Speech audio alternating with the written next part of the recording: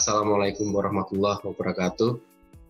Selamat sore Bapak Ibu. Selamat datang di webinar Trimegah Series kali ini. Perkenalkan, nama saya Pandu Wibisono dan saya dari Surabaya. Dan bersama saya sore hari ini dengan bintang favoritnya Trimegah ini, Pak Hasbi. Beliau sebagai Deputy Head of Retail Sales PT Trimegah Sekuritas Indonesia. Pak Hasbi, apa kabar nih Pak Hasbi? Baik Mas Pandu, kabar baik, alhamdulillah. Pak, Surabaya baik semua ya? Ya, Surabaya cerah meriah ini Pak. Cerah meriah. Oke Pak, hari ini kan kita akan bahas sebuah produk yang sangat menarik ya Pak, dari Trimegah Asset Management kan, yaitu reksadana terproteksi dengan tema buka-bukaan isi reksadana terproteksi nih Pak. Bisa sedikit dijelaskan nih Pak, kenapa kok Pak Hasbi memilih tema ini yang diangkat nih Pak? Ya, jadi kalimat pembukanya, kata pembukanya adalah buka-bukaan dulu ya. Artinya sebenarnya itu menjadi spirit kita juga bahwa dalam berinvestasi hal yang paling penting saya rasa untuk kita sebagai investor juga akan merasa lebih nyaman adalah ketika transparansi itu ada ya. Jadi kalau sesuatu nggak transparan tuh susah juga untuk kayak beli kucing dalam karung lah istilahnya gitu ya. Nah itu kenapa tema besarnya kita pakai kata-kata dulu buka-bukaan reksadana terproteksi, karena mungkin kita selama ini udah sering beli reksadana terproteksi atau katakanlah Bapak Ibu yang mungkin baru mengenal reksadana terproteksi atau sudah kenal tapi belum pernah beli gitu ya. Saya rasa hal yang paling utama untuk invest di reksadana terproteksi itu jangan hanya ngelihat returnnya aja gitu ya. Biasanya tuh kalau orang mau atau kita investor tuh ngelihat waduh returnnya menarik udah langsung dibeli gitu ya. Ya kita harus benar-benar juga melakukan analisa atau katakanlah kita juga mesti tahu juga isinya apa sih ini. Kalau kita bicara reksadana terproteksi kan isinya adalah obligasi ya atau surat utang.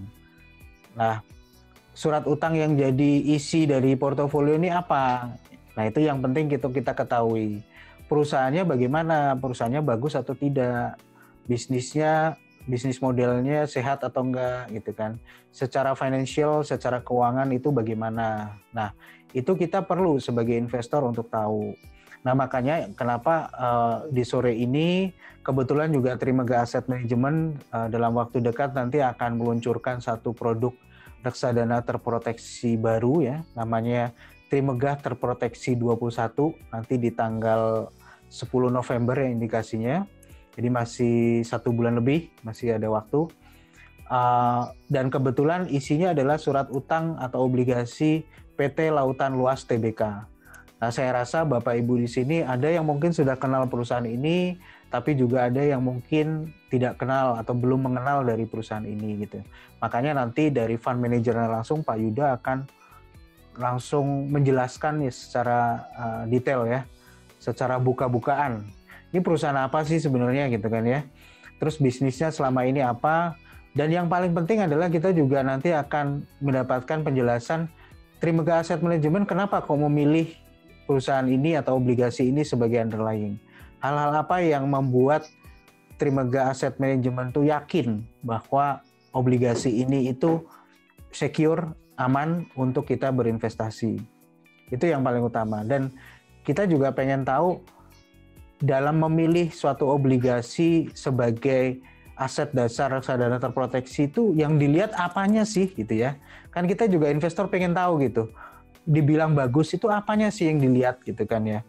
Nah itu nanti panjang lebar Pak Yuda akan menyampaikan. Jadi kurang lebih itu kenapa temanya buka-bukaan, karena kita harus transparan, kita harus memberikan informasi yang benar-benar bagus untuk nasabah. Mantap ini. Begitu Mas Pandu. Wah mantap. Ini aja dari tema awalnya udah saya pribadi udah tertarik ini Pak. Bagi Bapak Ibu yang belum memfollow sosial media Trimegah, dapat memfollow sosial media kami di Instagram, yaitu di @trimegahsekuritas, dan subscribe YouTube channel kami di Trimegah Sekuritas. Telah hadir sore hari ini tuh ada Bapak Dharma Yuda selaku Head of Fixed Income Fund Manager, PT Trimegah Asset Management. Selamat sore Pak Yuda. Sore Mas Pandu, sore Mas Hasbi. Ya, apa kabar nih? Sore. Baik Mas, alhamdulillah sehat. Ya. Yang kedua ada Ibu Putu Damarati sebagai Head of Intermediary Sales PT Trimegah Asset Management. Apa kabar? Bu Putu, selamat sore. Sore Mas Pandu, baik Mas, apa kabar? Alhamdulillah. Oke, ini langsung saya borong pertanyaannya ya, Bu Putu ya. Jadi pertanyaan yang pertama nih, Bu Putu boleh dijelasin nggak sih apa sih reksadana terproteksi itu dan istimewanya kalau produk RDT Trimegah Futura 21 ini, Bu? So, reksadana terproteksi atau yang sering kita sebut Capital Protected Fund, Mas Pandu, itu adalah reksadana yang punya mekanisme untuk memproteksi nilai awal investasi nasabah, gitu. Jadi biasanya kan nilai awal itu biasa kita sebut dengan capital ya, capitalnya itu protected, makanya namanya Capital Protected Fund gitu. Dia punya mekanisme untuk bisa memproteksi nilai awal investasinya itu. Nah, gimana caranya? Caranya simple sebenarnya. Jadi reksadana ini portofolionya akan diinvestasikan 80-100% ke surat utang atau instrumen pendapatan tetap. Seperti yang kita tahu, kalau surat utang itu atau obligasi kita sering sebutnya, dia punya pembagian kupon ya yang secara berkala. Nah, kuponnya itu nanti kita akan translate sebagai pembagian hasil investasi kepada nasabah, dan kemudian ketika obligasinya jatuh tempo, itu kan dananya dikembalikan. Maka reksadana juga akan mengembalikan dana pokok investasinya itu ke nasabah langsung. Seperti itu. Waduh, kulitnya saja menarik nih Bu Putu nih. Kulitnya aja menarik nih, baru kulitnya nih Bu ya. Oke, pertanyaannya gimana Bu Putu? Ya, jadi sebenarnya cocok banget nih reksadana terproteksi buat nasabah-nasabah Bapak dan Ibu yang punya jangka waktu investasi kurang lebih 3 tahunan, kemudian ingin mendapatkan pendapatan secara berkala. Karena reksadana terproteksi itu karena kita udah tahu isinya apa, jadi kita udah punya indikasi return tertentu yang kita disburse atau kita bagikan ke nasabah. Seperti itu, Mas. Wah, mantap. Oke, saya lanjut pertanyaan yang kedua nih Bu Putu, tapi ke Pak Yuda kali ini. Pak Yuda, Trimegah Asset Management kan tentu saja mempunyai kriteria yang ketat ya dalam memilih obligasi sebagai isi reksadana terproteksinya nih untuk menjaga safety dan kenyamanan dari nasabah nih. Pak Yuda bisa jelasin nggak kita kriteria yang digunakan Trimegah Asset Management untuk screening yang ini seperti apa, Pak? Oke, Mas Pandu, bagus sekali nih pertanyaannya. Karena memang kan dalam berinvestasi di instrumen pendapatan tetap, salah satu risiko terbesar itu adalah default risk ya. Itu yang kita di Trimegah Asset Management itu sangat menghindari default risk itu terjadi. Makanya dalam pemilihan underlying untuk reksadana terproteksi, itu kita melakukan screening dari berbagai filter ya. Salah satunya adalah kita screening dari ratingnya, harus investment grade.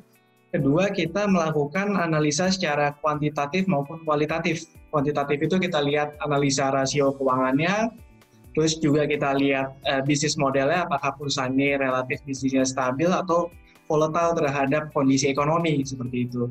Dan terakhir kita lihat analisa kualitatif, kita lihat dari owner atau pemilik dari perusahaan yang menerbitkan obligasi, apakah secara historical mereka pernah gagal bayar baik di pasar modal maupun dari pinjaman bank ataupun terhadap mitra bisnisnya, itu kita analisa dari analisa kualitatif. Jadi memang kita menganalisanya itu secara holistik ya, supaya default risk itu bisa kita hindari. Seperti itu Mas Pandu.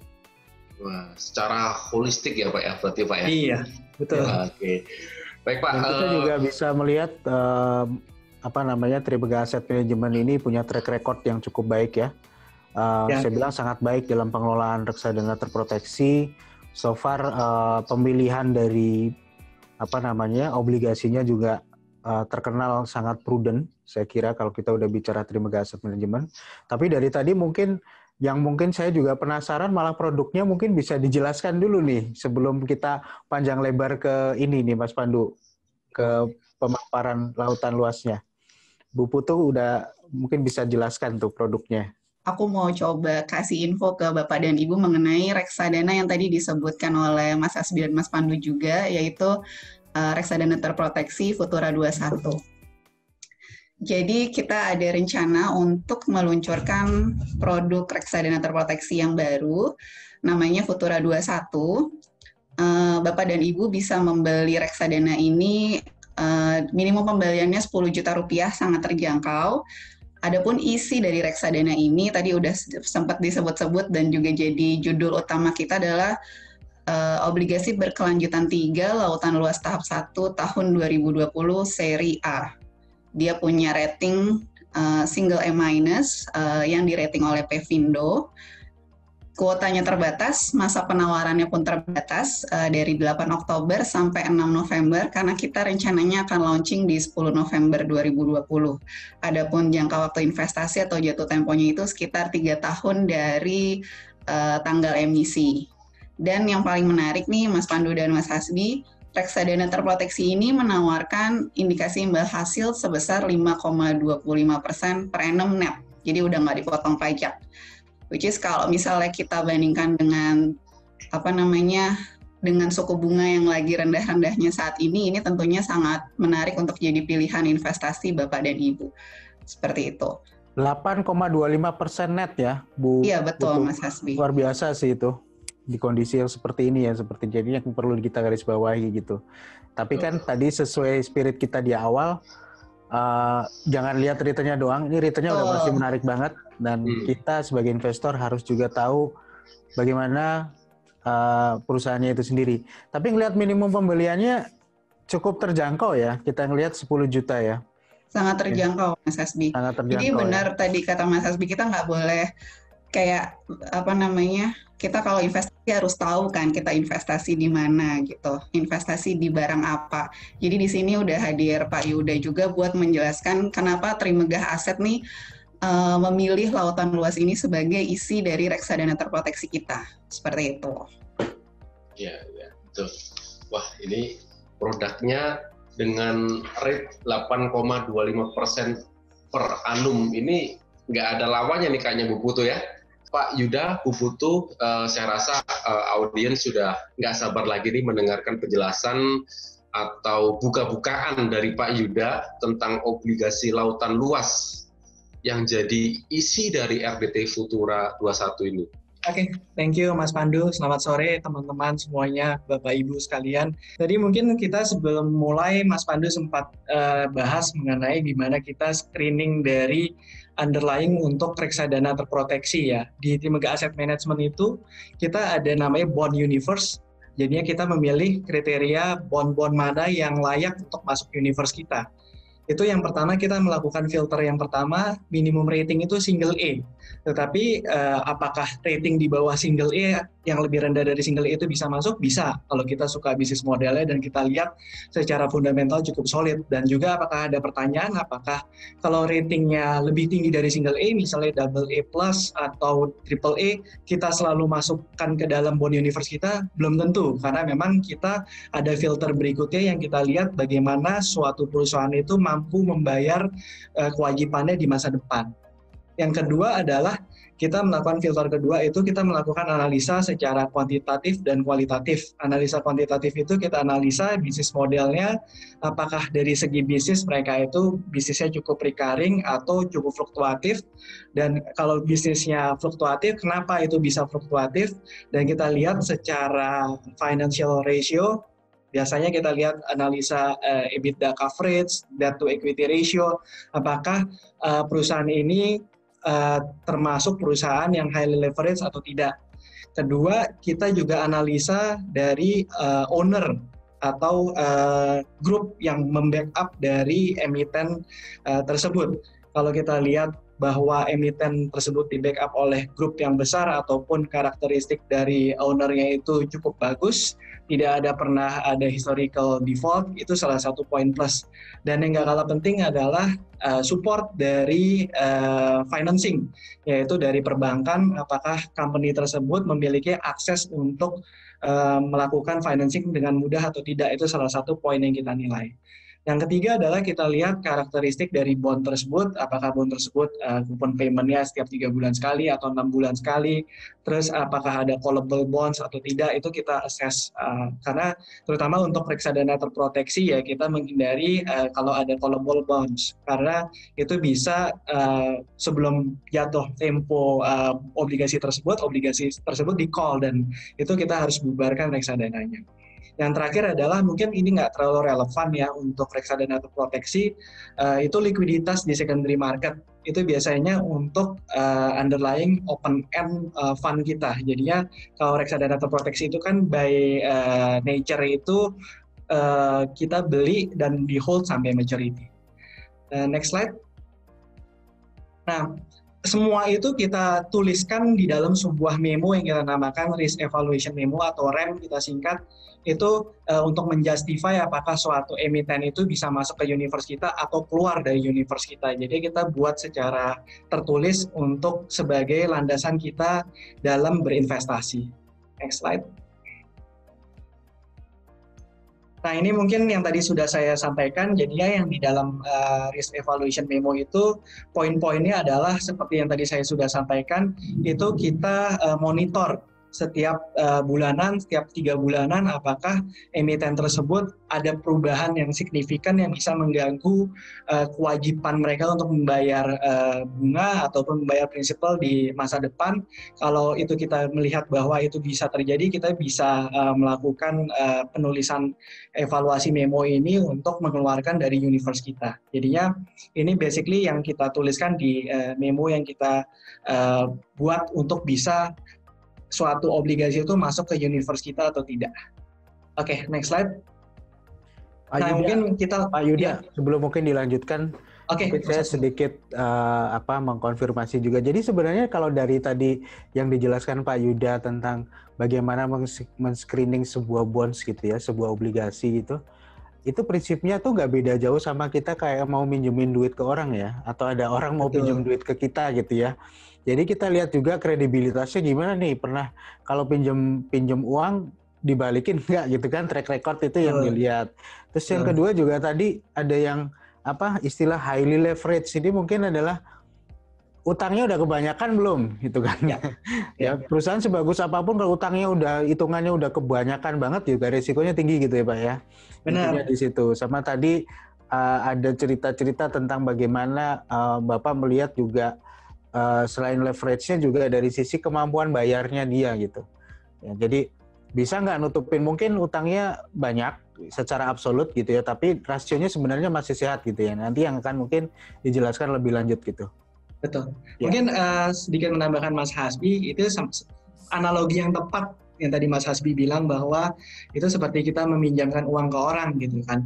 Kita lihat karakteristik dari orang tersebut. Orang tersebut gimana nih secara historis mereka selalu bayar utangnya itu sesuai dengan waktu yang dijanjikan atau tidak gitu kan. Kalau misalnya ada miss atau apa, kita biasanya avoid company ataupun kita juga nggak berani minjemin terhadap orang yang bayar utangnya itu nggak sesuai jatuh temponya gitu kan. Ya. Plus yang kedua mungkin analoginya kalau di personal financing ya, kalau kita minjemin orang itu meminjam uang untuk apa gitu kan. Kalau untuk dia utang-utang yang produktif, misalnya dia buka warung gitu kan, dia butuh uang untuk membeli barang-barang untuk mengisi warungnya gitu kan. Nah, itu kan bisa kita kategorikan untuk utang yang produktif ya. Itu sama aja seperti company, dia biasanya berhutang untuk apa nih? Untuk ekspansi, untuk refinancing, atau untuk memang dibeliin untuk yang capex yang aneh-aneh, itu biasanya kita avoid company seperti itu. Analoginya persis sekali seperti yang Mas Hasbi sampaikan, bahwa seperti minjemin uang ke teman atau saudara, gitu. Itu mungkin analogi yang tepat ya. Kita bahas Lautan Luas ya. Lautan Luas itu merupakan perusahaan chemical, dia ada segmen distribusi, ada segmen manufacturing, dan satu lagi adalah services. Servicesnya itu seperti warehouse. Nanti saya akan bahas lebih lanjut. Itu dimiliki oleh Masrin Family yang memang kita sudah cek, dan mungkin Bapak Ibu juga tahu bahwa reputasi dari Masrin Family itu cukup baik ya. Dalam 60 tahun beroperasi di Indonesia, ini company yang udah cukup lama dan bisa dikatakan market leader di bisnis chemical. Mereka itu belum pernah ada default ataupun restructuring dalam kewajiban-kewajiban mereka terhadap perbankan, terhadap vendornya, terhadap mitra bisnis, maupun terhadap pasar modal ya, dari obligasi mereka. Jadi ya track record-nya cukup baik, dan dari sisi bisnis mereka mungkin bisa dikatakan sebagai pemain besar di industri chemical, dan dari distribusi chemicalnya mostly end buyer-nya, pembelinya itu adalah perusahaan-perusahaan consumer goods, perusahaan-perusahaan home care yang memang bisa dikategorikan kebutuhan primer. Nah, ini yang tadi sudah saya sampaikan, distribution segmennya itu cukup besar kontribusinya, karena memang dari awal perusahaan berdiri ini, bisnis distribusinya itu merupakan bisnis utamanya, walaupun seiring perkembangan waktu, mereka mulai memperbesar bisnis manufacturing-nya, karena memang bisnis manufacturing itu mereka kalau manufacture langsung dan didistribusikan, mereka marginnya atau keuntungannya itu lebih besar dari sekedar distribusi. Next slide.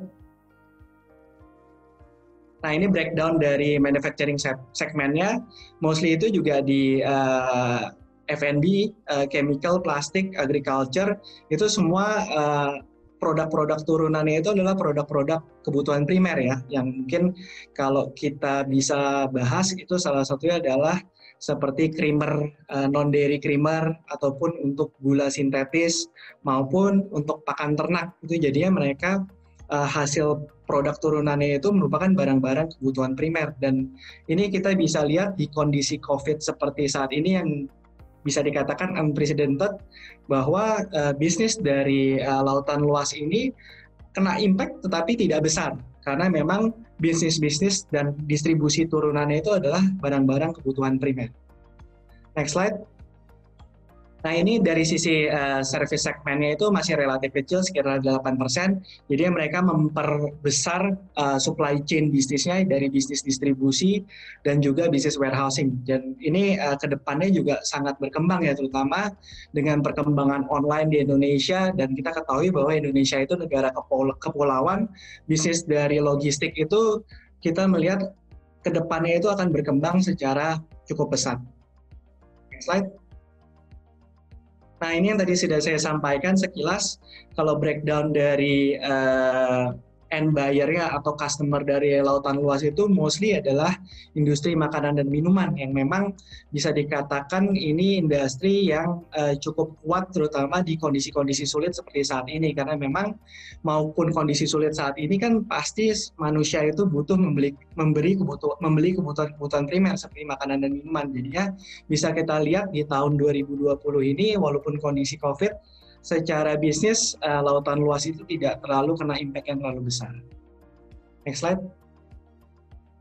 Nah, ini kalau di chart sebelah kiri kita ambil data dari Pevindo, itu bisa dilihat bahwa industri chemical dan distribution itu termasuk secara penilaian Pevindo itu industri yang tidak terlalu berdampak besar karena COVID, karena memang distribusi turunannya itu adalah barang-barang consumer goods ya, jadi memang tidak terlalu kena impact dari COVID. Dan kita bisa lihat di slide sebelah kanan itu bisnis dari lautan luas ini dikontribusikan dari manufacturing-nya itu dari tahun 2018 terutama itu sampai tahun 2020 itu terus tumbuh. Jadi itu yang menjelaskan kenapa margin atau gross profit dari lautan luas ini cukup bagus ya. Jadinya memang secara profitability terus tumbuh dengan baik. Next slide. Ya, ini bisa dilihat.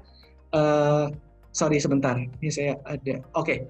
Kita bisa lihat dari balance sheet-nya cukup kuat.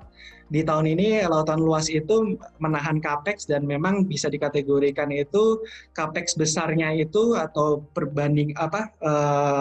pengeluaran mereka untuk ekspansi pabrik, mesin itu sudah berlalu ya. Itu banyak dilakukan di tahun 2014 sampai 2016 untuk memperkuat industri segmen manufacturing mereka. Di tahun 2018 sampai saat ini mereka relatif tidak membutuhkan capex yang terlalu besar. Jadinya cash-nya itu bisa di-reserve dengan cukup besar untuk menjaga di tengah kondisi ketidakpastian yang terjadi karena COVID ini, mereka bisa nanti melakukan ekspansi ataupun kalau mereka butuh financing untuk membiayai OPEX mereka bisa menggunakan cash yang besar. Dan yang di slide sebelah kanan bisa dilihat bahwa EBITDA marginnya improving, yang tadi saya sampaikan bahwa karena memang kontribusi dari manufacturing-nya sudah cukup besar ya di 2 tahun terakhir ini. Next slide. Nah, ini dari leverage ratio, kita lihat debt to EBITDA-nya relatif cukup bagus, masih di atas 2 kali, interest coverage ratio-nya juga di tahun 2020 ini terus meningkat. Itu kalau bisa kita memberikan gambaran, interest coverage ratio di atas 1,5 kali itu udah cukup bagus, berarti dari bisnisnya mereka sudah bisa membiayai atau membayar kewajiban untuk membayar bunga hutangnya itu cukup besar, 3,7 kali. Net debt EBITDA-nya juga relatif cukup bagus. Ini kita bisa lihat, kita simpulkan bahwa dari sisi leverage ratio, lautan luas itu cukup baik. Nah, ini mungkin kita comparison dengan perusahaan chemical lainnya, kita bandingkan antara Akra, TPIA, Budi, dan LTLS, relatif lautan luas itu juga interest coverage ratio-nya itu salah satu yang terbaik setelah Akra ya, setelah Aneka Kimia Raya ya, karena memang kita lihat dari pengelolaannya, lautan luas itu cukup konservatif, dan dari bisnis modelnya pun memang barang-barang turunan itu merupakan barang-barang kebutuhan primer. Jadi bisa dikatakan lautan luas itu secara bisnis cukup stabil. Mungkin itu aja dari saya kembalikan ke Mas Pandu. Silakan Mas Pandu. Terima kasih Pak Yuda, pemaparannya sangat lengkap menurut saya, bagus banget ini. Sepertinya kita langsung masuk ke sesi Q&A ya, Pak. Tapi mungkin Mas Pandu sebelum itu, karena mungkin tadi banyak istilah yang cukup canggih tadi yang disampaikan Pak Yuda, karena kebetulan saya juga tadi pengen nanya tuh Pak beberapa istilah gitu ya. Jadi tadi disebutkan kan salah satu ukurannya adalah interest coverage. Ya. Interest coverage ratio ya. Ya. Interest coverage-nya itu bagus gitu kan. Apa sih Pak interest coverage ini Pak? Mungkin bisa dijelaskan ke kami gitu. Oke, ini pertanyaan yang sangat baik sekali nih Mas Hasbi.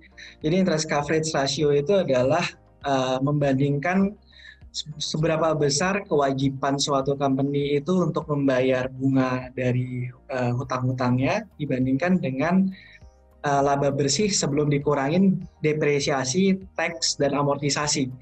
Dan biaya bunga, jadinya semakin besar EBITDA coverage-nya itu menunjukkan bahwa kemampuan company itu untuk membayar hutang-hutang kewajiban bunganya itu lebih besar.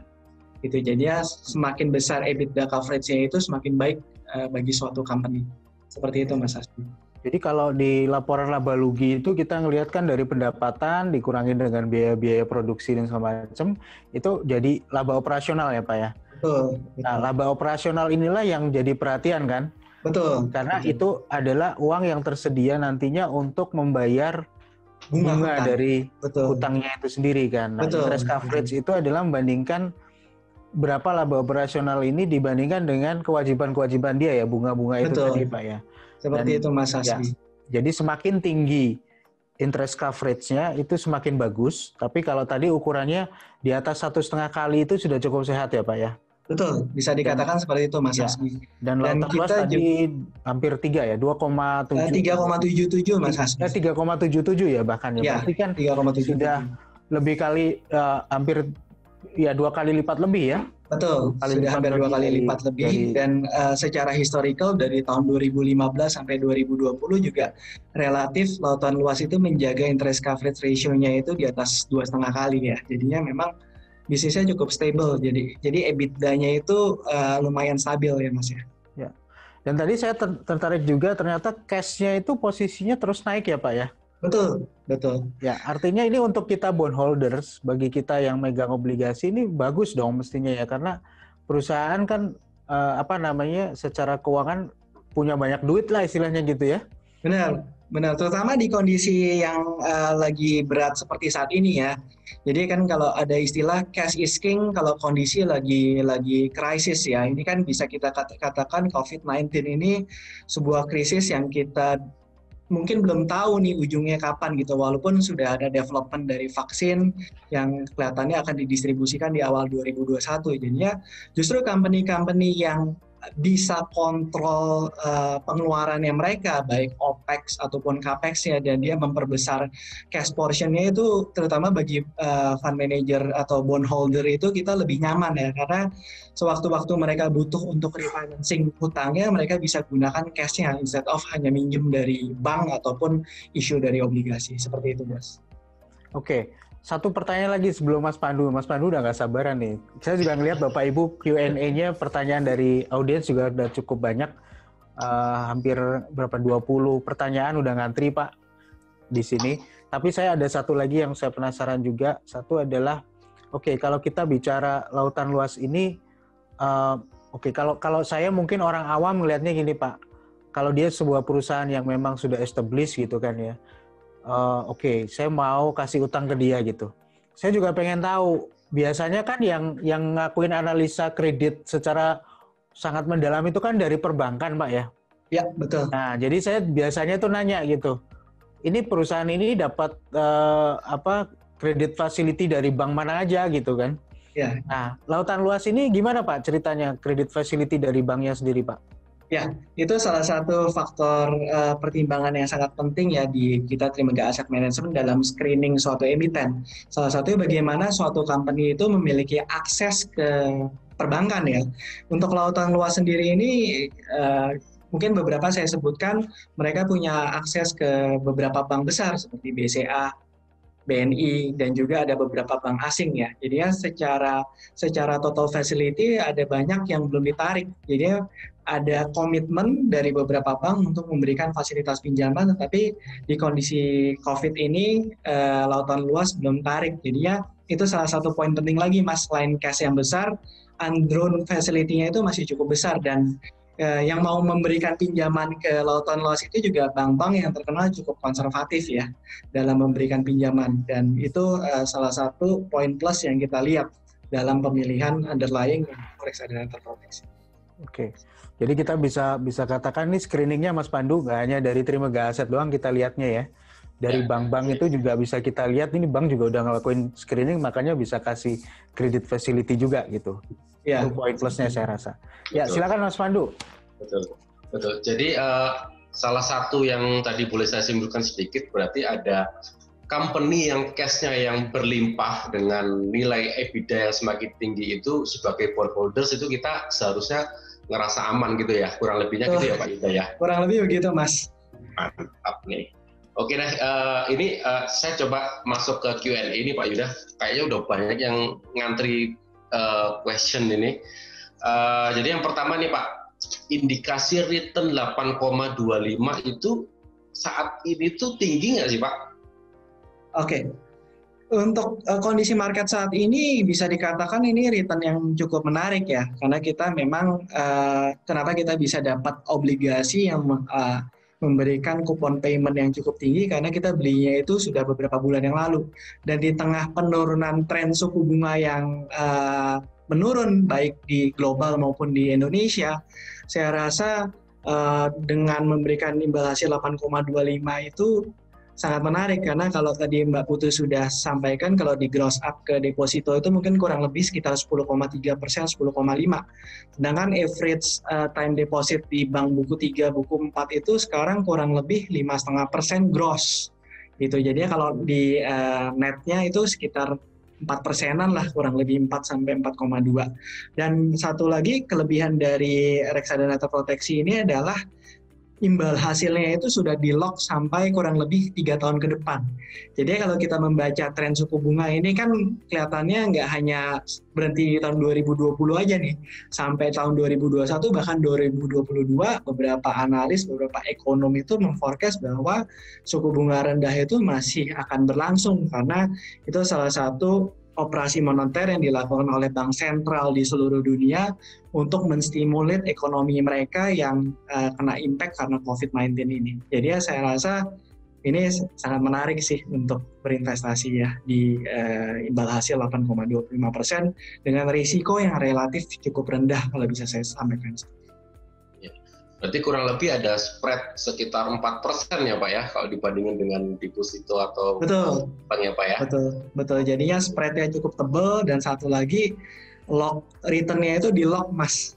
Sekitar 8,25% sampai 3 tahun ke depan. Sedangkan kalau deposito itu kan biasanya tiap bulan kayak misalnya 3 bulan yang lalu ketika saya webinar sama Mas Hasbi itu suku bunga masih 6,5% gross. Sekarang udah 5,5%. Jadi dalam waktu 3 bulan udah bisa turun sekitar 100 basis point seperti itu. Ya. Dan bahkan diprediksi 2 tahun ke depan suku bunga bakal turun ya Pak ya trennya ya? Kelihatannya masih turun dan atau bisa dikatakan suku bunganya akan di-maintain di level rendah ya. Karena memang itu salah satu bentuk untuk stimulate ekonomi yang hancur-hancuran saat ini ya di seluruh dunia karena impact COVID-19 ini.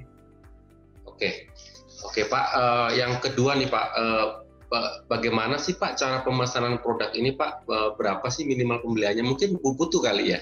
Ya, ini mungkin Mbak Putu lebih ahli nih untuk jawab nih. Silakan Mbak Putu. Oke, jadi untuk produk Futura 21 ini dengan reksadana terproteksi yang isinya lautan luas, minimum pembeliannya itu bisa dimulai dari 10 juta rupiah. Cukup terjangkau ya Mas Pandu ya? Ya, betul. Dan tadi juga aku sempat scroll sedikit di Q&A itu ada yang tanya apakah ini ada charge-nya untuk beli. Jadi tidak ada ya Bapak Ibu. Jadi untuk reksadana terproteksi ini tidak ada subscription fee sama sekali. Seperti itu.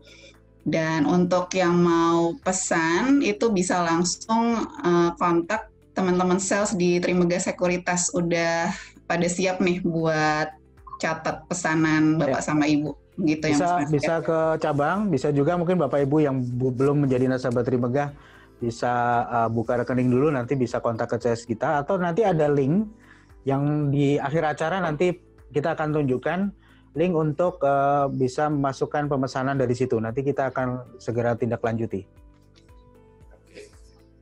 Oke, saya lanjut ya Bu Putu ya, terima kasih penjelasannya. Ya, ini ada pertanyaan ini dari Pak Daniel FJP. Sore, saya Daniel mau menanyakan ini pembeliannya bisa melalui aplikasi Trima atau harus ke cabang nih? Kemudian tadi dengar ada booking, jadi memang ada sistem seperti itu kah? Atau dan step-stepnya seperti apa kalau mau booking nih? Dan kalau booking nggak jadi, apakah dananya hangus nih Bu Putu? Oke, mungkin saya yang lebih tepat jawab kali ya dari Trimegah Sekuritas karena Bu Putu dari fund manajernya ya kan, dari Trimegah. Tapi kayak bukan sistem DP properti ya, uangnya hangus ya Mas Hasbi ya. Oke, jadi memang reksadana Trimegah terproteksi Futura 21 ini memang kita ada kuotanya karena memang ada batasan dari obligasi yang kita ambil itu tidak terlalu banyak. Memang kuota kita hanya di 140 miliar untuk reksadana ini. Ya, jadi itu kenapa kita tadi pakai sistem cepet-cepetan, ya.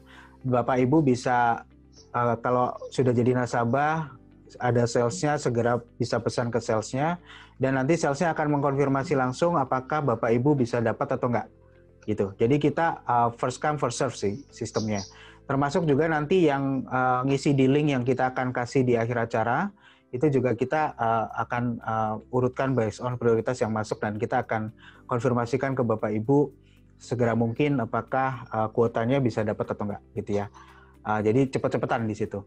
Nah, tadi kalau pertanyaannya adalah apakah bisa lewat aplikasi Trima? Karena kita sifatnya adalah penawaran di awal ya. Jadi penawarannya hanya terbatas waktu antara tanggal 6 Oktober sampai dengan 8 November, jadi terbatas hanya itu saja. Dan memang setelah itu tidak kita close dan produk itu akan langsung berjalan. Maka produk ini kita tidak buka melalui sistem online Trima. Ya, jadi pemesanannya memang secara manual. Tapi bagi Bapak Ibu yang katakanlah bukan nasabah cabang, jadi memang selama ini nasabah online melalui Trima bisa melakukan pemesanannya melalui customer service kami ya, di Trimegah Sekuritas gitu. Kurang lebih seperti itu. Jadi pertanyaan dari Pak Daniel semoga terjawab ya. Oke, selanjutnya ada Pak Martin Josapura ini Pak. Sorry Pak, ingin bertanya apa yang sekiranya membuat produk ini istimewa nih? Lalu apabila berakhir di tahun pertama, apakah bunganya bisa diharapkan lebih atau turun atau tetap nih? Terima kasih Pak. Oke, jadi tadi seperti yang sudah disampaikan oleh Pak Yuda, Pak, untuk reksadana Futura 21 ini karena kita udah lock obligasi LTLS ini sebagai isi dari reksadana, maka returnnya pun sudah di lock untuk 3 tahun ke depan gitu. Jadi kalau nanti 1 tahun sudah berjalan, ya tetap 8,25% per annum yang dibagikan secara berkala setiap 3 bulan sekali. Seperti itu. Dan mungkin dengan penjelasan Pak Yuda juga bahwa kecenderungan suku bunga di tahun 2021, 2022 ini masih akan dijaga tetap rendah karena kita harus menstimulus ekonomi juga. Jadi 8,25% ini bukan cukup menarik lagi ya menurut saya. Jadi sangat menarik jika dibandingkan dengan tingkat bunga deposito yang sekarang rata-rata di netnya di 4-5% seperti itu. Jadi menurut saya sih benefitnya di situ untuk nasabah yang memang jangka waktu investasinya sampai dengan 3 tahun mendatang seperti itu. Tadi juga saya perhatikan di Q&A ada yang kurang lebih pertanyaan mirip, jadi mungkin confuse ya. 8,25% itu apakah return per tahun atau 3 tahun? 3 tahun ya, iya ya tadi aku juga baca tuh. Ya. Iya, jadi untuk 8,25% itu per tahun. Per tahun ya, bukan 3 tahun ya, tapi per tahun. Jadi kalau nanti sampai dengan 3 tahun berarti per tahunnya adalah 8,25% net ya. Jadi 8,25 tambah 8,25 dan dibagiin secara setiap 3 bulan ya kita. Ya. Gitu. Ya.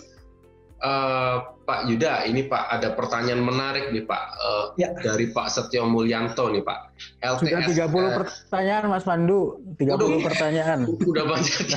Mudah-mudahan terjawab semua ya. Oke. Iya Pak. Ya Pak, ini ada LTLS, ini cash-nya kan increase nih Pak, naik terus nih Pak. Tapi kenapa kok malah LTLS ini malah issue pun ya Pak ya? Ini pertanyaan bagus sekali sih. Pertama, mereka memang ada utang jatuh tempo ya, ada obligasi yang jatuh tempo di bulan November sekitar 250 bio. Itu mereka gunakan untuk refinancing, dan satu lagi mereka melihat bahwa salah satu keuntungannya saat ini mereka tarik financing dari obligasi dari pasar modal karena yield itu sudah turun gitu. Jadi ya mereka sekarang saat ini di tengah kondisi pandemi ini adalah mereka raise cash sebesar-besarnya, dan untuk di tahun 2021 mereka bisa bersiap-siap untuk melakukan ekspansi karena di tahun 2020 ini kan mereka lebih baik mereka menjaga-jaga ya. Itu salah satunya mengapa mereka issue bond, salah satunya untuk refinancing dan sebagian mereka gunakan untuk ekspansi di tahun 2021. Seperti itu Mas Pandu. Ya. Pak Azbi, ini ada yang sudah mau transfer nih kayaknya Pak Azbi. Aduh. Ibu Juliana Effendi nih. Boleh ulang nggak kapan batas waktu terakhir menyetor untuk ikut produk ini nih? Dan untuk pembukaan rekening, apakah harus ada RDN-nya? Terima kasih. Oke, jadi reksadana ini akan launching kan tanggal 10 November ya. Jadi kalau 10 November itu jatuhnya di hari Senin. Nah, untuk pembayaran terakhir kita tunggu di tanggal, berarti hari Kamisnya itu, tanggal berapa? Oh, boleh direvisi Mas, soalnya 10 November itu hari Selasa. 10 November Selasa ya jatuhnya ya. Jadi di hari Jumat minggu sebelumnya itu di tanggal berapa tuh? Di tanggal 6. Ya. Di tanggal 6 atau di hari terakhir masa penawaran. Itu adalah batas transfernya ya. Betul Mas, cuma untuk Bapak dan Ibu kalau bisa transfernya sebelum hari terakhir biar kita bisa rekonnya juga lebih enak ya Mas ya. Rekonsiliasi. Kalau sekarang transaksi perbankan juga agak pendek kan waktunya, jadi kita berlomba dengan itu. Oke, ini ada lagi pertanyaan Pak Yuda. Seberapa kuat sih dari Pak Anom Arif Bawa ini kayaknya? Seberapa kuat sih ya seberapa kuat sih perusahaan ini menjaga rasio EBITDA tetap bagus mengingat kondisi ekonomi yang lagi lesu ini diprediksi akan berlangsung lama nih Pak. Ya, ini bisa kita lihat secara historical ya, perusahaan ini dalam pengelolaannya cukup disiplin ya, mereka menjaga rasio-rasio keuangannya dan juga dari segi bisnis. Kenapa saya suka dari bisnis LTLS? Karena model bisnisnya itu recurring gitu.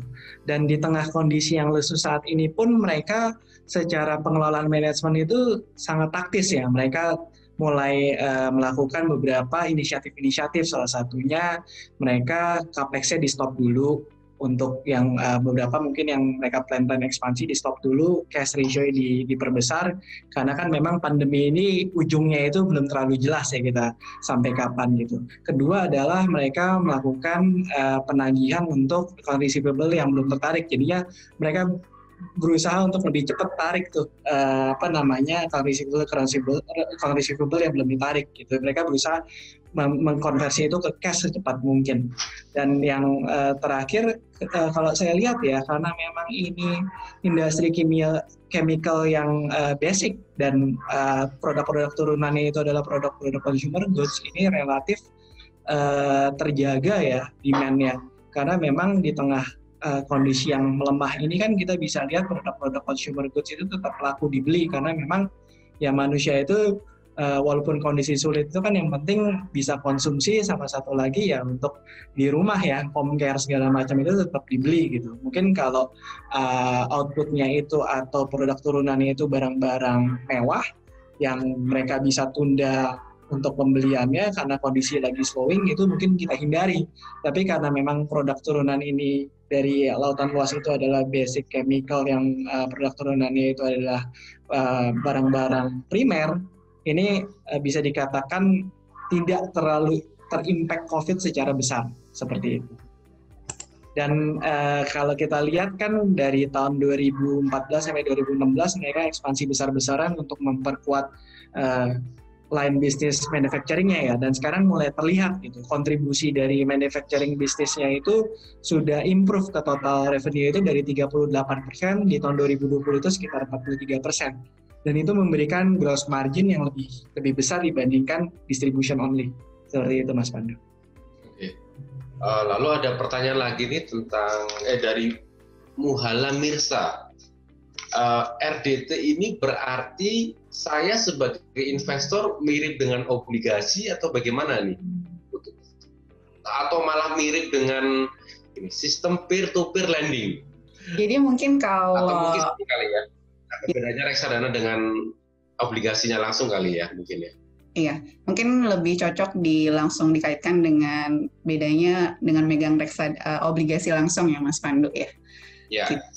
Jadi sebenarnya reksadana ini lautan luas dibungkus ke dalam reksadana agar bisa lebih retail aja. Agar bisa lebih retail, jadi makanya minimum pembeliannya bisa kita set di minimal 10 juta. Gitu. Mungkin kalau beli obligasinya langsung, sekarang udah bisa yang di 100 juta atau 1M, cuma harga yang didapatkan kalau nominalnya terlalu kecil mungkin nggak terlalu bagus gitu. Sedangkan kalau misalnya reksadana terproteksi ini kan obligasinya udah kita beli duluan pada saat IPO ya. Jadi kita beli di 100 di par gitu istilahnya. Gitu. Jadi ini kita pecah-pecah agar nasabah retail bisa menikmati kupon yang diberikan oleh lautan luas seperti itu. Dan juga keuntungannya kalau lewat reksadana ini pajaknya juga lebih rendah. Jadi kalau 8,25 itu tadi udah net ya Bapak Ibu, jadi nggak dipotong pajak lagi. Sedangkan kalau Bapak dan Ibu beli obligasi itu pajaknya sekitar 15% kalau tidak salah. Gitu. Jadi mungkin itu bedanya antara beli langsung obligasinya dan reksadana terproteksi. Ya. Mas Pandu, ini juga ada pertanyaan dari Pak Farid, ini menarik nih soalnya. Jadi kalau perusahaan seperti lautan luas ini kan tadi komposisi revenue-nya paling besar adalah dari bisnis manufaktur dan distribusi ya Pak Yuda ya. Itu equity rasionya atau rasio hutang terhadap ekuitasnya dia itu sekarang berapa ya Pak ya? Dan untuk di industri ini, itu yang normal itu berapa persen Pak? Oke. Berapa kali? Kalau debt to equity ratio-nya sekarang lautan luas itu sekarang sekitar 2,9 kali ya debt to equity ratio-nya. Kalau di industri chemical itu rata-rata debt to equity ratio itu bisa sampai 3,5 sampai 4 kali. Jadi relatif sekarang rasio utangnya itu bisa dikatakan mirip-mirip seperti industri lah. Seperti itu untuk lautan luas. Oke, jadi memang di industrinya itu relatif ini ya Pak ya, di standar industrinya memang kurang lebih seperti itu. Oke. Ya. Jadi artinya si lautan luas ini dibanding dengan industri yang sejenis gitu ya. Di dalam industrinya itu mirip-mirip ya. Mirip-mirip. Standar di industrinya. Dan tadi menarik kalau udah bicara lautan luas nih perusahaan udah tua ya Pak ya, udah lama ya berdiri. Sudah 60 tahun beroperasi ya. 60 tahun ya. Dari tahun 51 ya. Betul, tahun 51. Awalnya mereka hanya distribusi chemical aja gitu. Tapi mulai tahun 70 di tahun era 70-an akhir mereka mulai membangun pabrik untuk memperbesar bisnis manufacturing-nya ya. Jadi mereka manufacture sendiri tuh chemical ya. Dari tahun 51 dan belum ada cerita default ya. Betul. Sama sekali ya. Ya, makanya padahal itu kita Indonesia udah berapa kali krisis tuh kalau dari 51.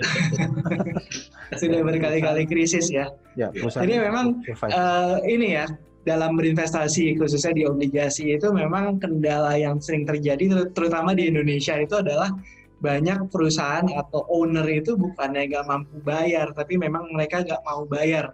Waduh. Gitu. Itu makanya faktor karakter itu dalam 5 C's of credit itu yang kita sangat emphasize ya, sangat kita benar-benar lihat gitu karakter dari owner dan grup yang backup dari bisnis emiten tersebut gitu. Karena banyak ya sebenarnya mereka mau tarik pinjaman atau mau tarik facility itu masih bisa, tapi mereka nggak mau, ya udah emang sengaja di defaultin aja gitu kan. Itu kan yang kita hindari ya sebagai bond investment. Seperti itu. Jadi ini ada yang nanya nih Pak, kalau misalnya dari Rizky Ajeng Arini bisa lebih dijelaskan nggak apa yang dimaksud dengan adanya resiko penurunan harga jika investor mungkin melakukan penarikan lebih awal?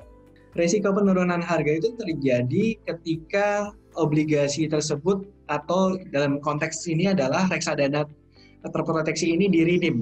Jadi sebelum ini kan jatuh temponya masih 3 tahun lagi ya kurang lebih.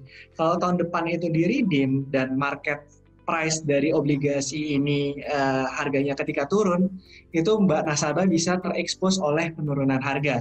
Bisa juga terekspos oleh kenaikan harga, misalnya tahun depan tren suku bunga turun lebih dalam lagi gitu. Sedangkan di secondary market kita bisa jual harga obligasinya itu lebih tinggi dibanding nilai par. Nah, investor bisa mendapatkan gain dari sana, tapi biasanya sih kalau dari obligasi yang durasinya kurang dari 3 tahun dan obligasi korporasi, volatility dari harga itu nggak terlalu besar ya. Jadinya relatif nasabah itu tidak terlalu terekspos dari market price atau bisa dikatakan market risk ya, penurunan harga dari sana. Tapi kalau di hold sampai maturity, otomatis itu nggak terekspos kena market risk ya. Jadi harganya tetap kan nanti pas jatuh tempo itu di par di 100. Seperti itu Mas Pandu. Ya. Jadi secara mungkin menambahkan juga secara fitur mungkin ke Bu Putu ya. Secara fitur memang ada fitur untuk bisa melakukan pencairan lebih dulu ya sebelum jatuh tempo ya, Bu Putu. Mungkin bisa dijelaskan. Ya Mas Hasbi, jadi produk ini juga dilengkapi oleh fitur window redemption yang pertama kali itu dibuka 15 bulan setelah tanggal emisi. Gitu. Jadi mungkin di tengah-tengah Bapak atau Ibu perlu dananya, itu bisa kita buka juga window, kita buka jadwal untuk bisa melakukan pencairan. Gitu. Tapi tadi seperti yang dijelaskan Mas Yuda juga memang akan terpapar ya dengan harga market, harga pasar obligasi gitu, bisa naik bisa turun gitu. Dan early redemption ini apakah ada batasannya secara nominal Bu Putu? Untuk batasan nominal, jadi untuk sekali window redemption itu kita buka maksimal dibatasi 5% dari total dana kelolaan reksadana itu.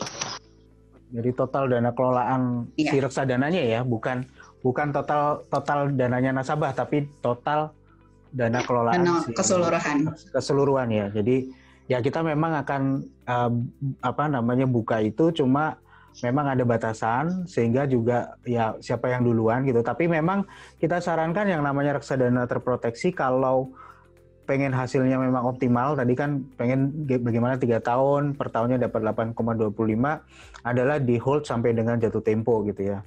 Toh juga kita ngelihat suku bunga arahnya 1-2 tahun ke depan atau 3 tahun ke depan rasanya 825 ini masih tetap menarik gitu ya. Pertanyaan dari Dinia F. Bank penampungnya kalau boleh tahu apa ya, Bu Putu? Terus kalau dari rating Pevindo, apakah bisa berubah sebelum jatuh tempo nih? Bank custody produk reksadana terproteksi ini Bank BCA yang kita pakai. Untuk perubahan rating lautan luas ataupun obligasi lain itu mungkin saja terjadi. Seperti itu. Jadi Pevindo itu juga seperti kita menganalisa secara berkala bagaimana kondisi company tersebut gitu. Jadi mungkin saja akan ada update rating gitu, bisa naik dan bisa turun tergantung kondisi company-nya sendiri. Mungkin sedikit menambahkan Mbak Putu mengenai rating. Untuk rating dari obligasi lautan luas ini dari mereka isu pertama kali obligasi di awal tahun 2000-an sampai tahun 2020, jadi udah kurang lebih hampir 20 tahun ya. Itu ratingnya itu stable di A-, jadi tidak pernah turun sama sekali dari Pevindo. Dan kalau dari notes-nya Pevindo yang terakhir mereka rilis, itu mereka mengatakan mungkin saja Pevindo akan memberikan outlook positif dan mengupgrade rating dari lautan luas ketika EBITDA-nya itu lebih stabil ya dari bisnisnya LTLS dan adanya improvement di bisnis manufacturing, karena memang bisnis manufacturing itu kan memberikan kontribusi keuntungan yang lebih besar ya, marginnya lebih besar. Dan kalau kita lihat trennya dari tahun 2008 sampai 2020 memang kontribusi dari pendapatan LTLS itu dari sisi manufacturing-nya itu semakin meningkat. Jadi kalau kita lihat sekilas dari 3 tahun terakhir dan going future gitu, kelihatannya sisi manufacturing-nya itu memang dari rencana company, management itu mereka akan memperbesar bisnis manufacturing-nya. Hopefully ketika manufacturing bisnisnya itu kontribusinya lebih besar, itu bisa memberikan tambahan kontribusi keuntungan yang lebih besar untuk LTLS. Dan itu mungkin bisa menjadi landasan bagi Pevindo untuk upgrade rating dari lautan luas. Mungkin itu sedikit tambahan ya dari notes dari Pevindo. Jadi perkembangan bisnisnya lautan luas kalau kita lihat tadi sudah lebih fokus ke manufaktur. Ya. Kemudian kita ngelihat tren dari EBITDA atau laba operasionalnya juga semakin meningkat. Sebenarnya sudah inline dengan arah dari Pevindo untuk kalau suatu saat dia mau naikin rating ya itu yang dilihat kan. Betul. Karena memang dari bisnis manufacturing kontribusi marginnya lebih besar ya dan mereka kan kalau manufacture sendiri itu tidak terlalu bergantung terhadap prinsipal di luar negeri gitu kan. Karena kalau prinsipal luar negeri kan mereka butuh import. Kalau import itu pasti ntar ada kena forex loss ya. Atau kalau misalnya rupiah melemah, mereka bisa kena gitu. Jadi ya volatility-nya semakin kecil kalau mereka bisa memperbesar bisnis manufacturing-nya. Lalu untuk dari pertanyaan dari Pak Salman Jamaluddin ini, Pak Yuda. Kalau ditahan sampai jatuh tempo nih, apakah ada gain pada saat jatuh tempo atau harga dijual pada saat par atau 100%? Ketika itu ditahan sampai jatuh tempo, ntar nggak dapat gain, jadinya par terus gitu. Jadi kan nanti pas saat jatuh tempo itu obligasi itu akan kembali ke par ke 100. Tapi kan mendapatkan gain dari 8,25% net per tahun ya. Ini ada mungkin dari Pak Priambodo Bayu Aji yang sepertinya sudah melihat laporan keuangan ini Pak. Pada lab Q1 ini LTLS kan ada sedikit loss ya Pak ya. Ya. Boleh disampaikan nggak penyebab terjadinya kerugian ini, lalu tren penurunan laba ini akan berlangsung lama atau enggak, dikhawatirkan akan mempengaruhi kemampuan perusahaan nggak ini Pak dalam pembayaran hutang? Yang pertama mungkin kalau penurunan revenue ya dibanding year on year tahun lalu secara top line, bukan secara margin ya, secara EBITDA, mereka itu ada penurunan karena memang average selling price-nya atau harga jual dari chemical-nya dia ini tahun ini ada penurunan di first half ya, karena memang kondisi COVID, harga harus turun kan. Tapi dia bisa maintain EBITDA marginnya itu lebih relatif terjaga karena memang dari sisi manufacturing gitu. Dan mereka juga ada kena forex loss di first half ya, karena kan yang tadi saya sampaikan mereka distribusi, mereka import, sedangkan di first half itu kan rupiah sempat spike up ke atas, mereka kena di sana gitu. Tapi kalau kita lihat sekarang perkembangannya relatif kan sisi manufacturing-nya lebih besar, jadi mereka bisa jaga marginnya dari sisi manufacturing. Dan kedua adalah kalau kita lihat kan sekarang kelihatan rupiah sudah relatif jinak ya, terjaga ya di bawah 15.000, dan itu saya rasa masih bisa mensupport dari sisi distributionnya, jadinya tidak akan kena loss dari sisi forex gitu ke depannya, seperti itu. Kalau ini ada pertanyaan dari Pak Andi Hendrawan, ini Bu Putu, kalau booking apakah harus langsung bayar nih Pak Asbi? Oke, ya pesan dulu nanti bayarnya bisa sebelum tadi ya, jatuh tanggal berapa tadi? Penawaran terakhir ya Mas. Tanggal hari penawaran terakhir tadi ya. Ya kita sarankan untuk sebelum itu sih, biar biar benar-benar kebuk gitu ya. Kebuk. Ya. Oke, ini ada pertanyaan. Tapi nanti mungkin menambahkan dari sales kita pada saat nanti sales atau customer service kita pada saat nanti Bapak Ibu melakukan pemesanan, nanti dari kita akan berikan konfirmasi, sales kita akan kasih konfirmasi apakah pemesanan ini akan dapat jatah atau enggak gitu ya. Kita akan sampaikan itu. Jadi nggak nebak-nebak juga gitu. Dapat nggak, kita akan kasih kepastian di awal dulu. Pak Yuda, ada pertanyaan dari Ibu Ajeng Autrin. Ini jadi ada pertanyaan dari Ibu Jana Catherine. Ini kan nggak ada pajaknya nih Pak. Jadi lalu pelaporan ke pajaknya bagaimana nih Pak? Kalau dari keuntungan dari reksadana itu masuk pajak final ya. Jadi memang sudah dipungut di level reksadana. Jadinya gain atau return yang Bapak Ibu dapatkan itu sudah final. Mungkin aku tambahin ya, untuk pencatatannya biasanya itu ada, kalau pas kita lapor pajak untuk reksadana itu ada di objek yang tidak kena pajak gitu. Jadi di situ dicatatannya di situ. Jadi memang kita punya harta itu, tapi memang itu sudah tidak ada pajaknya lagi karena sudah di level reksadana dipotong pajaknya, seperti itu Bu. Ya, basically mungkin nambahin juga dari Putu, ada 2 yang dilaporkan kalau di SPT. Pertama adalah sebagai harta yang aset yang bukan termasuk objek pajak. Jadi tetap kita harus laporkan kepemilikan kita di reksadana ini, tapi sudah masuknya kategorinya bukan objek pajak, tadi Bu Putu sudah sampaikan. Yang kedua juga pendapatan bukan objek pajak. Jadi dari bunga yang diperoleh itu bukan pendapatan ya, tapi itu bukan objek pajak. Jadi cuman dilaporkan aja dan tidak dipotong lagi untuk pajaknya. Ini ada pertanyaan yang simple juga sih. Jadi kalau saya belum menjadi nasabah Trimegah nih Bu Putu, apa aja nih yang saya harus lakukan nih untuk memesan produk ini nih? Oke, mungkin lebih tepatnya ke saya lagi ya. Pas semua diborong nih kayak sepertinya ya, karena Pak. Kalau udah nasabah, karena kebetulan kita di bagian selling agent-nya ya, bagian penjualnya. Oke, kalau belum nasabah Trimegah ada 2 cara yang bisa dilakukan. Pertama adalah Bapak atau Ibu bisa menghubungi cabang terdekat kami ya. Kita ada di kota mana yang Bapak Ibu paling dekat ya. Nanti sales kita akan membantu atau tenaga pemasar kita akan membantu prosesnya. Atau cara 2 untuk membuka rekeningnya bisa sekarang simple sekali, bisa dilakukan melalui online, itu di trima.trimegah.id ya. Jadi bisa melakukan pembukaan rekening secara online. Nah, nanti untuk pemesanannya bisa paralel, jadi Ibu atau Bapak juga melakukan pembukaan secara online, dan untuk pemesanannya bisa nanti menghubungi customer service kami. Ya, Pak Asbi, terima kasih. Lalu ini, bila saya sudah membeli produk ini, bukti kepemilikannya seperti apa nih Pak Asbi? Terus nilai pokok pada saat jatuh tempo itu akan ditransfer kemana nih Pak? Jadi bukti kepemilikan reksadana nanti kita akan, sebenarnya reksadana ini sekarang sudah paperless ya, sudah scriptless. Jadi pencatatannya seperti Bapak Ibu taruh dana di bank gitu ya. Jadi pencatatannya semua sudah elektronik gitu ya. Tapi untuk pembeli reksadana itu nanti akan mendapatkan di awal adalah konfirmasi pembelian yang diterbitkan oleh bank kustodian. Nah, inilah istimewanya reksadana. Jadi di reksadana ini ada bank kustodian namanya.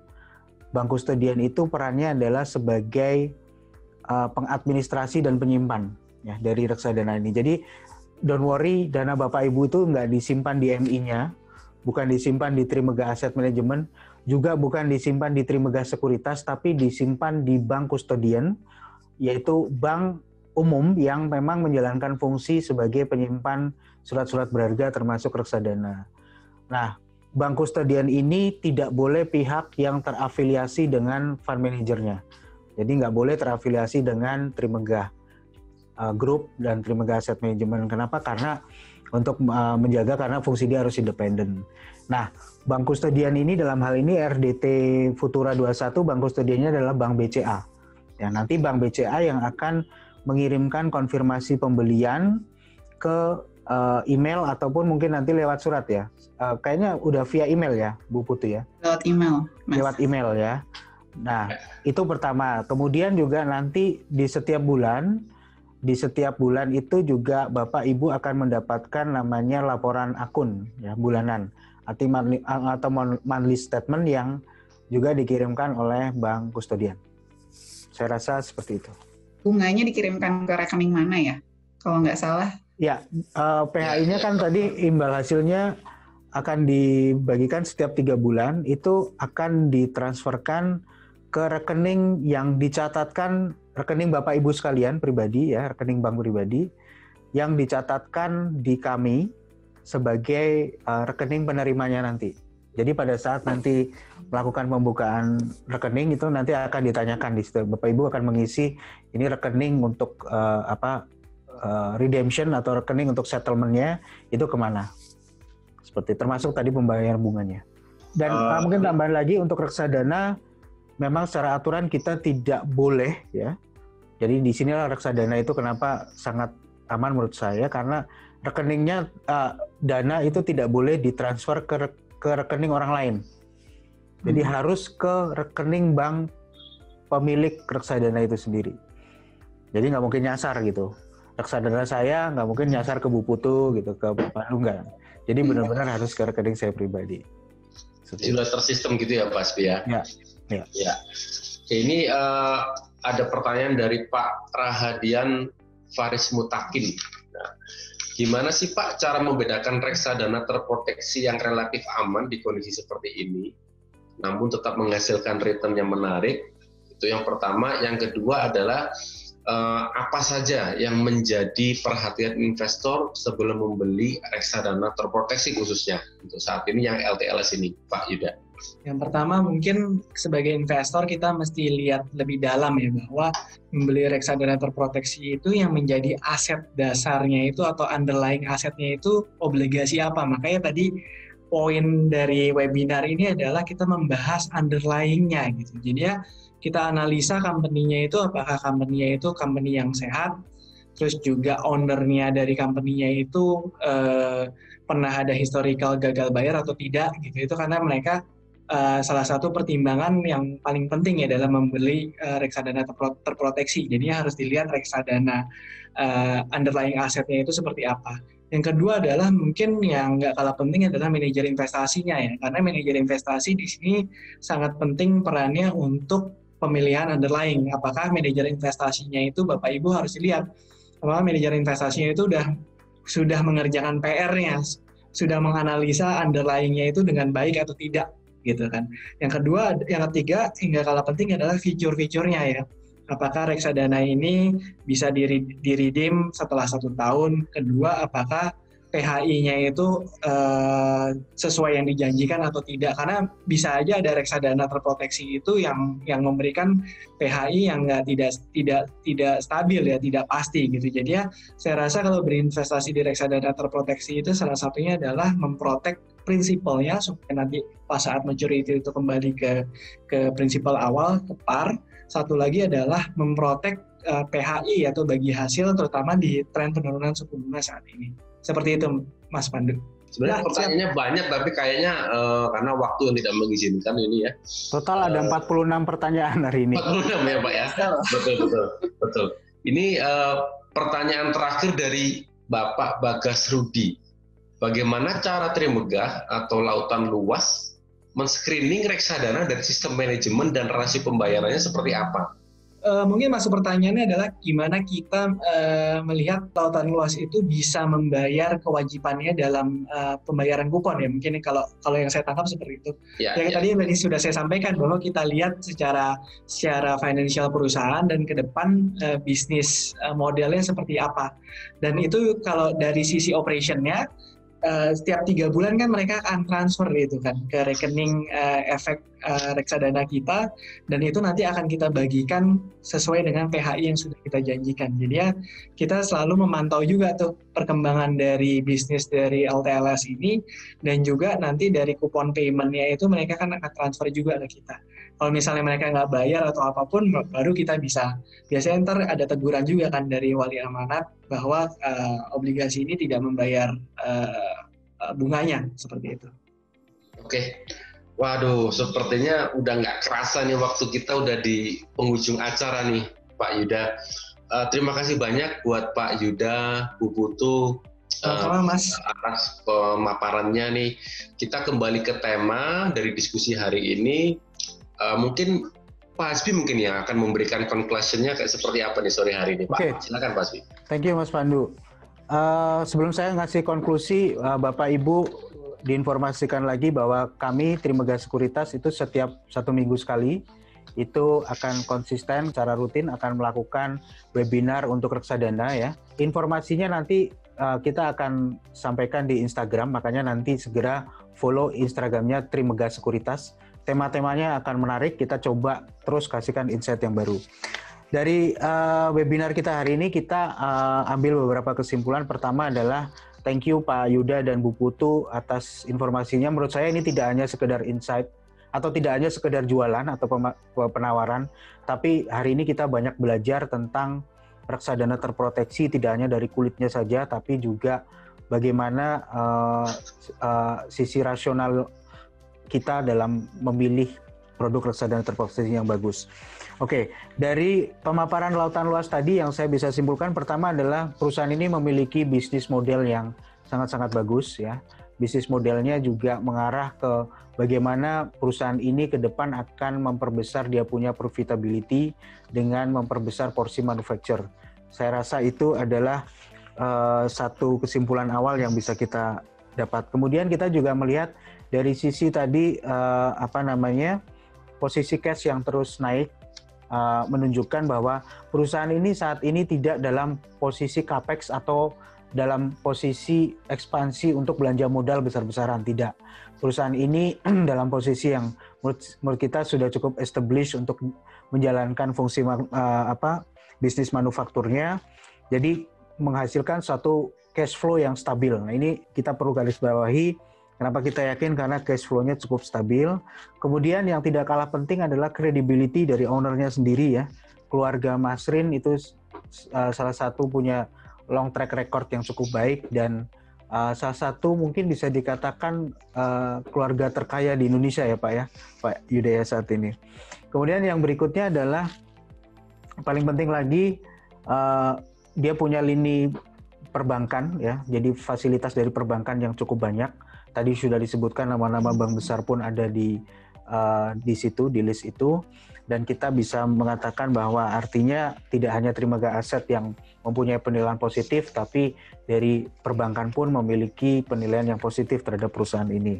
Dan yang lebih penting lagi terakhir, reksadana terproteksi Futura 21 limited offering ya, kuotanya terbatas, imbal hasilnya sangat baik, 8,25% net per tahun, dan segeralah melakukan pemesanan. Itu konklusinya. Thank you Pak Pandu. Oke, terima kasih Pak Hasbi. Tidak terasa kita sudah berada di penghujung acara ini kali ini. Kami juga mengucapkan banyak terima kasih kepada Bapak Ibu yang telah mengikuti Trimegah Webinar Series pada hari ini. Sebelum mengakhiri acara ini, berikut saya sampaikan link pemesanan yang sudah kami siapkan. Ingat Bapak Ibu ya, ini kuotanya terbatas nih. Jadi kami himbau, kami harap untuk segera melakukan pemesanan sekarang juga. Bapak Ibu juga dapat menghubungi customer service cabang terdekat. Dan bagi yang belum membuka rekening reksadana Trimegah, dapat juga melakukan secara online melalui www.trima.trimegah.id besar harapan kami paparan dan diskusi pada sore hari ini dapat memberikan manfaat kepada Bapak Ibu semua. Mohon maaf sekiranya apabila ada kekurangan dalam penyelenggaraan webinar sore ini. Kami harap Bapak dan Ibu dapat bergabung kembali pada Trimegah webinar seri berikutnya. Terima kasih dan selamat sore. Wassalamualaikum warahmatullahi wabarakatuh. Stay safe and stay healthy.